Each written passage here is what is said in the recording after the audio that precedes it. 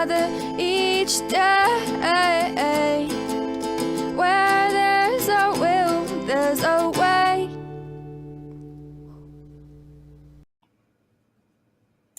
Good afternoon, my friends. My fellow trudgers. We're going to put it in here. See if they take it. They invited me. If you invite me to your group, my video is going to pop in there. And then you're going to tell me, hey, you can't do that. And I'll be like, then why the fuck did you invite me? It's what I do. Yes, even the people that I ask to be in the group, I check out. I do not just willy-nilly add people. That's not how I work. Nope. If I get a friend invite from you, I'm gonna vet you first. Okay? Because I get a lot of weight control people.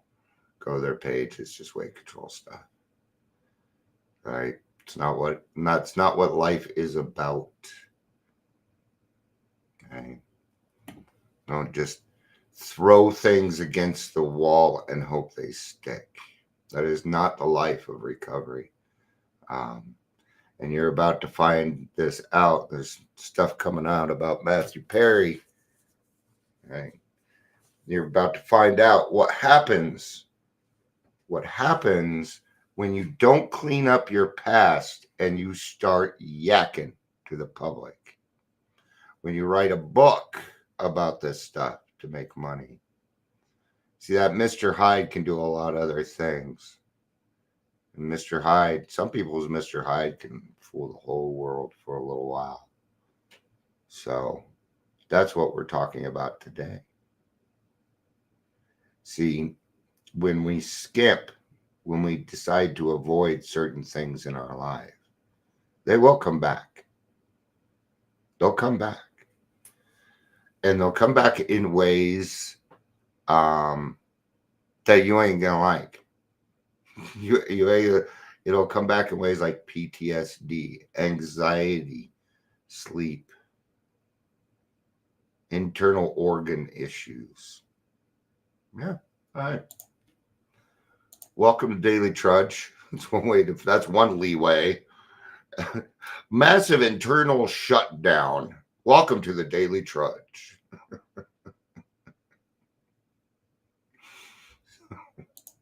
If you're here, please say hello, whether you're watching the live or the rewatch.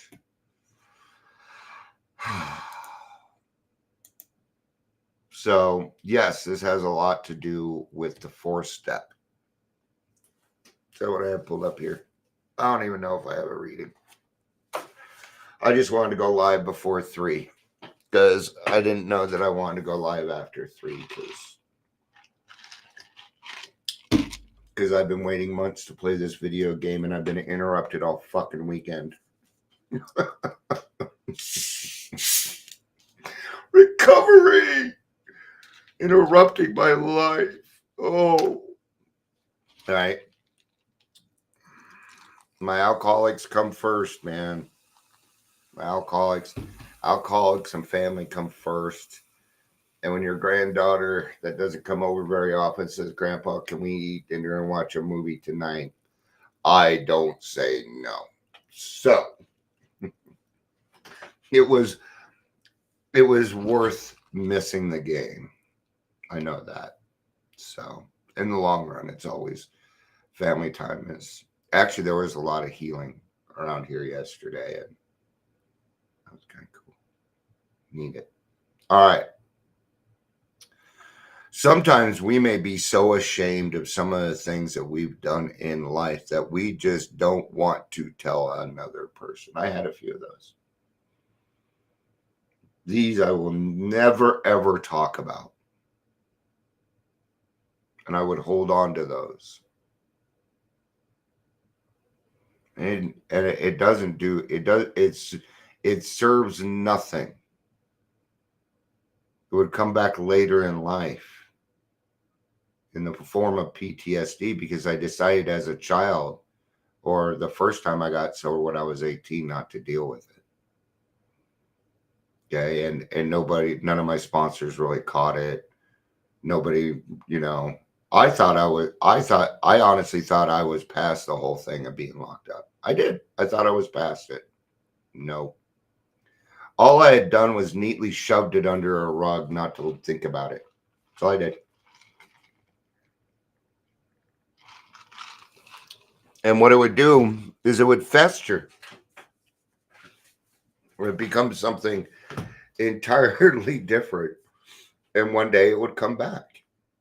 And I would be forced to either deal with it or remain in PTSD land. Okay. And I did not want to be there because there was a lot of anger. Okay. There's a rule in this life: you ain't going to get away with nothing.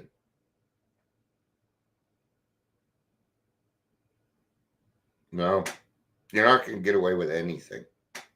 Sooner or later, it all comes back. That has been my experience. Okay. So sometimes I give warning to people and they just don't want to listen. I'm like, I know that if you do that, I know this is what's going to happen. And I know that because I did it. Yeah, but it's going to be different for me. Okay. See how I've just stopped. There's nothing more. Right. And I know, because it's like talking to myself. Yeah, but your butt's going to be in fucking trouble if you do it. Okay. Um, Avoidance is not an answer. It isn't. Okay. Now, here's part of the problem. That's what we've been taught to do. I mean, the whole state of Colorado loves to brush things. We like to brush our homeless under the rug. And right now, that's coming back to bite us in the ass. Yeah. And I hope it bites us in the ass so hard that it hurts people. I really do. The right people. Because, see, I understand something. Whether it's an individual, a group, a community, or a state. If it doesn't hurt, there's no change.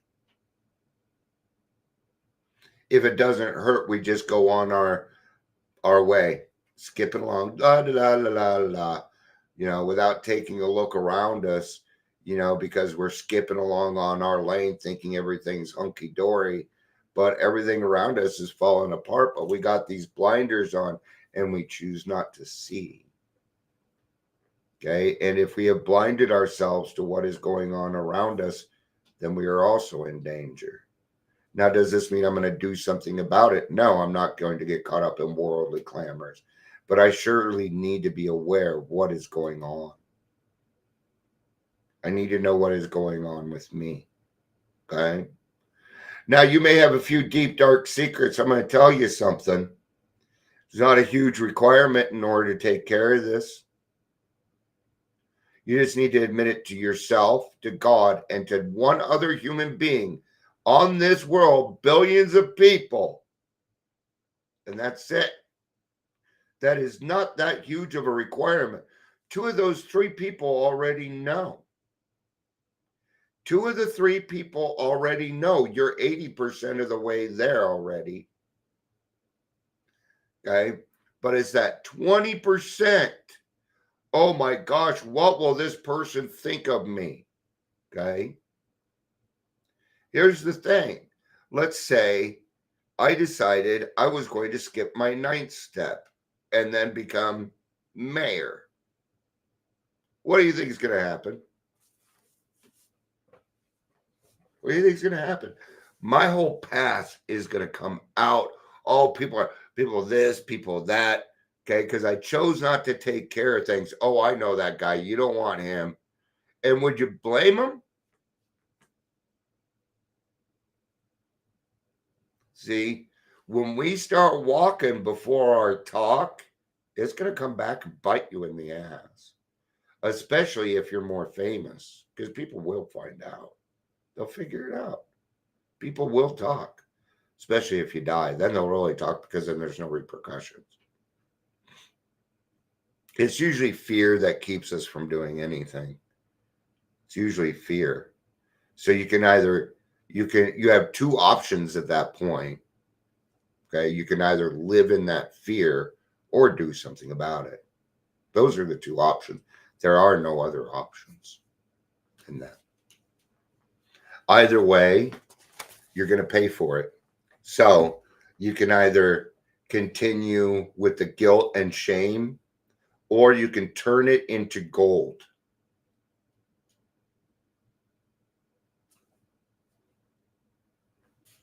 There is nothing in my past that I am not willing to bring up if it's going to make it right. You bet. And just like every other alcoholic out there, I have done some pretty horrible things. Okay?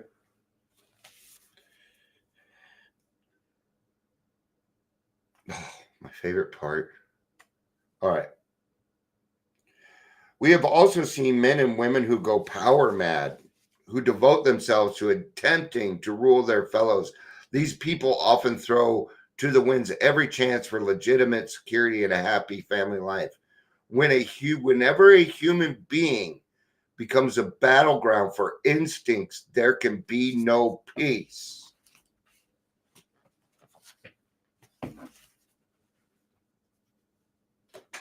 When somebody else becomes the battleground, there can be no peace. What are we talking about? We're talking about scapegoating. People do it all the time. Well, look at that person. Look at that person. Look at that person. Look at that person. How many fingers do I have pointed back at myself? 3. I can't. This pinky's jacked up. I punched a tree and I lost. Surprisingly. It's the only time I've ever punched anything. I lost. God, that tree was tough. Hasn't been right since. See? You always pay for what you do. You always pay for it. Okay? We don't get away with anything. We don't. Okay. But that is not all the danger. Every time a person imposes his instincts unreasonably upon others, unhappiness follows. Okay, I had a bad day at work, so I'm going to come home and I'm going to take it out on you. That's a great example. Men. I was horrible about that. I'll come home and I'm in a bad mood. Even if I had a great day. I don't know what it was. If the pursuit of wealth tramples upon people who happen to be in the way, then anger, jealousy, and revenge are likely to be aroused. Oh my God, right now, revenge has been on my mind. It has, brothers and sisters, revenge. Ooh. Justice. My daughter and I talked a lot about this yesterday because grandkids are getting picked on and there's a balance in there. I can't go over there and punch a 6-year-old girl in the face. I didn't even think of it. Okay. But you see how instincts can override. Okay. I'll let you know right now. There's a kid that lives in my area, and I told him if I ever saw him, I would beat him half to death. And I'm not kidding. It is an instinct. I know it's not the right way. I know it's the way that we're not supposed to do. Okay. Yeah. Definitely don't go around hitting 6-year-old girls. Okay. But this guy is closer to 30. Okay. I told him, you ever touch my girl again, I'm going to fuck you up. I'm going to follow through on it one day. So if I may call for bail at some point. Here's the problem. I'm 53. Probably kicked the crap out of me.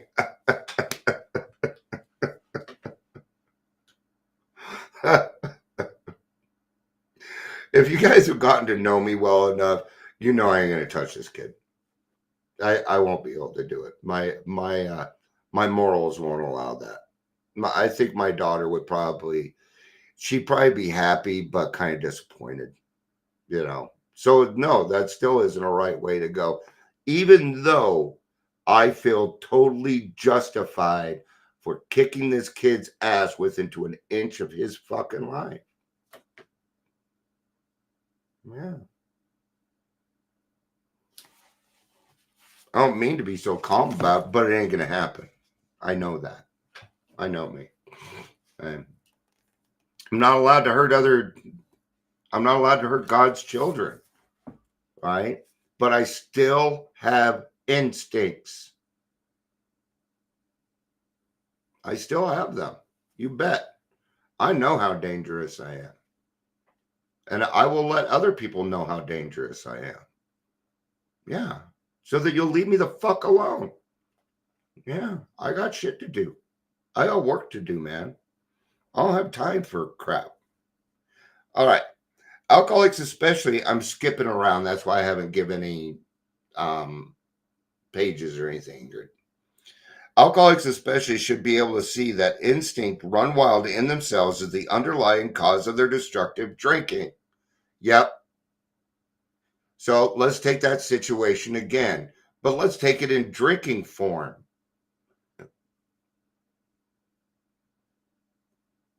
We both know what would have happened.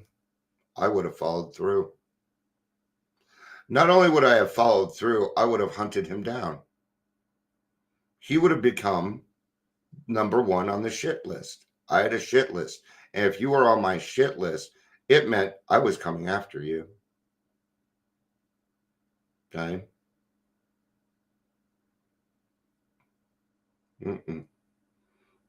But, okay. Do you think my 6 and my 8-year-old granddaughters would appreciate me beating up their daddy?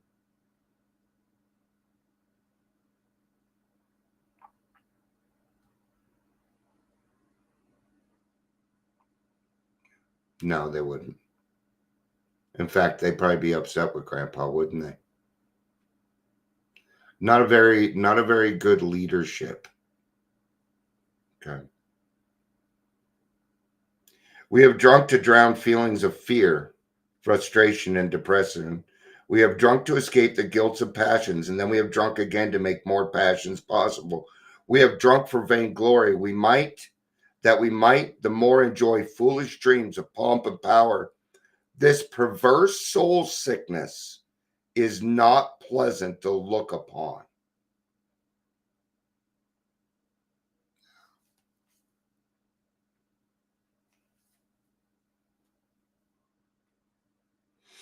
It isn't. When I'm drinking in my full implications, no, it isn't pleasant to look upon. In fact, it's one of those things where people want to avert their eyes because they don't want to see what's going to happen next. It's kind of like when I'm watching TV and somebody's using a needle. I always cover my eyes. I just can't watch. Instincts on rampage balk at investigation. The minute we make a serious attempt to probe them, we are liable to suffer severe reactions. All right, I'm going to do one more paragraph here. Maybe. Oh no, we're on a roll. So, it's because the 3:00 meeting's coming up. But on Sundays, I show up late because this person picks a lead and they don't do anything, and I don't go to the meeting so that I can have more jobs. I go to the meeting so I can enjoy the meeting. So, and I always get picked.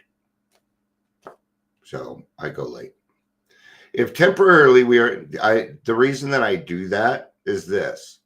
See, people know that I will do it if they ask me. Well, they'll ask me. Last week I said no.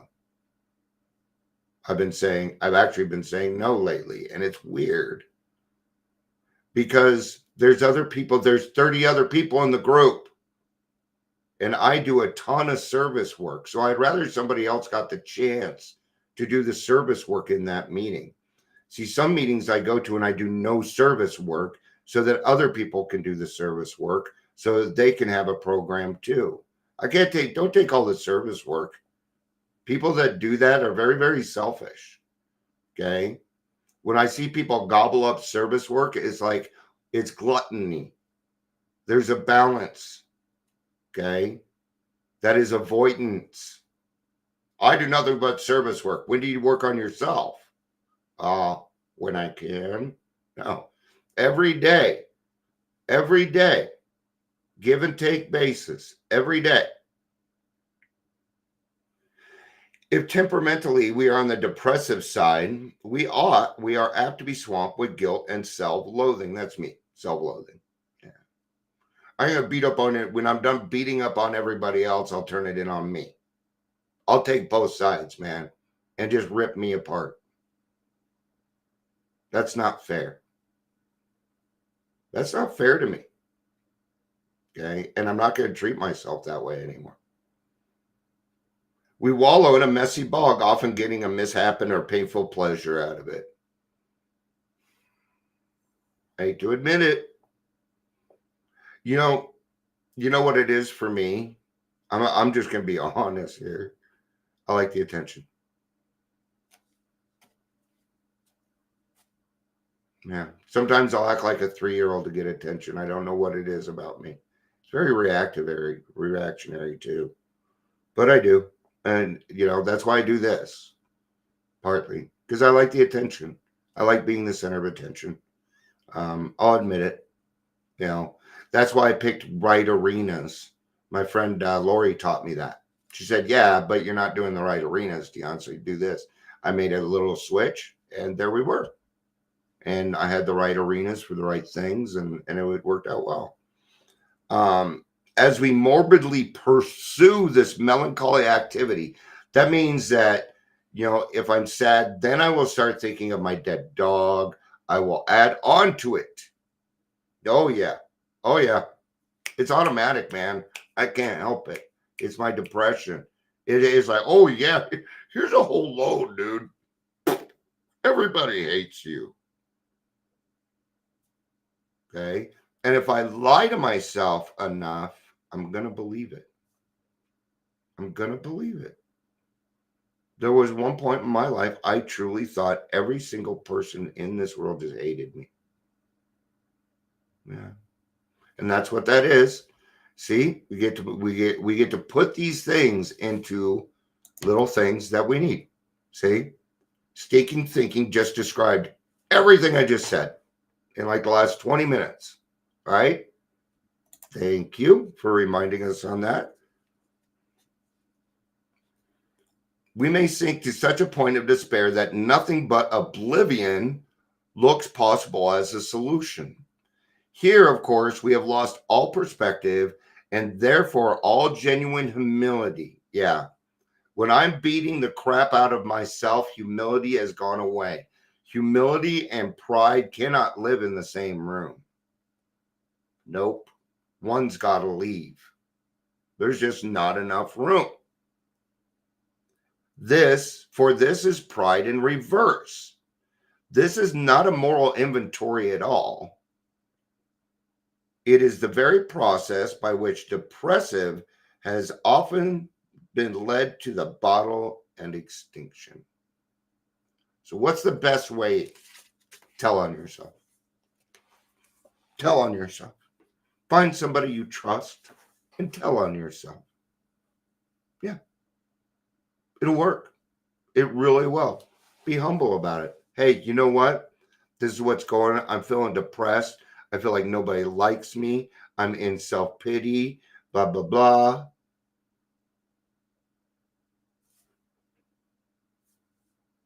Now it has no more power. That's what I do here quite often. So, all right.